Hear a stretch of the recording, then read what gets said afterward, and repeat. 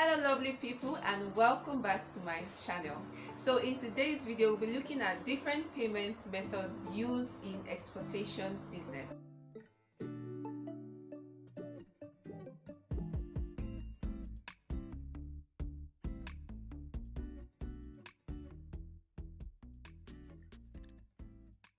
So without wasting any more time, the first method I'm going to talk about is the letter of credit.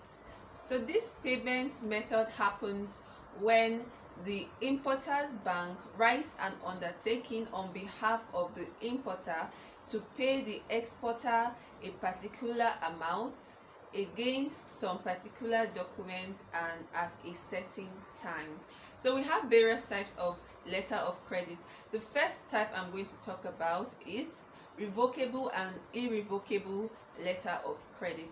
Under revocable letter of credit, the importer can decide to cancel the letter of credit without the consent of the exporter.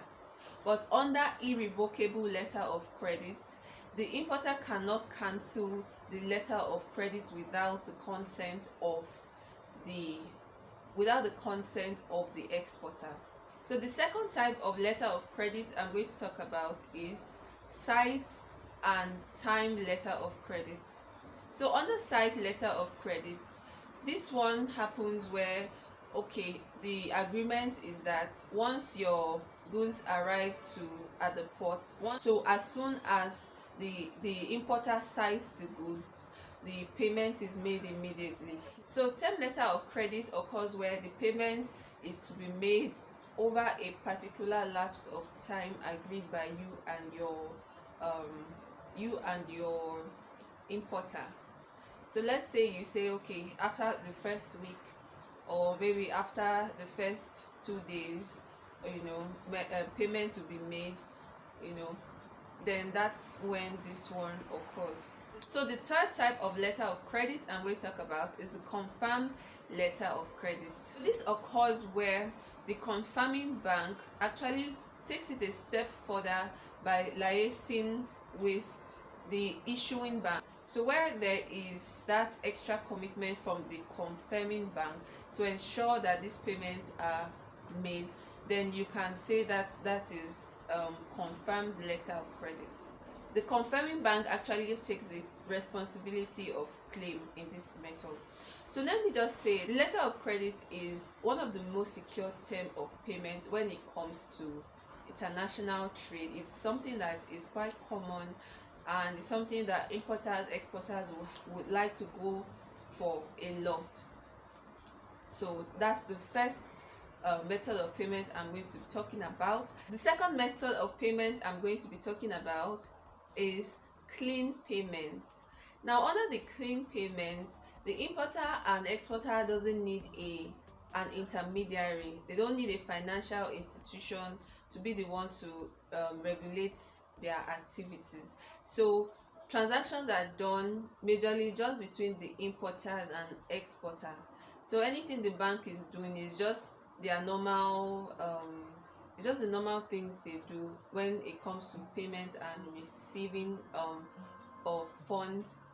They are not in the process of the export. So we have two types of clean payments. The first one is advance payment, and the second one is open account. So under the advance payment, this is where the importer pays the exporter ahead of time and trusts that he or she will deliver the goods to the importer.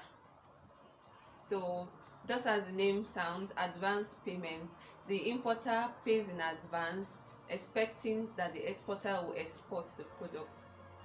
And then the second one is the open account. This is where the exporter sends the goods to the importer without any kind of payment. So in this kind of situation, the exporter trusts that once the importer gets the goods, payments will be made. So that's that about clean payments. To be honest, this type of payment method is not very common because the importer or the exporter, most times they're not ready to take on that responsibility of they're not ready to bear the full liability of the business. Let's say something goes wrong, there's really nothing you can really hold on to in this type of transaction. So they will rather most times use the letter of credit, where there's some sort of commitment, or the third type of method I'm going to be talking about right now.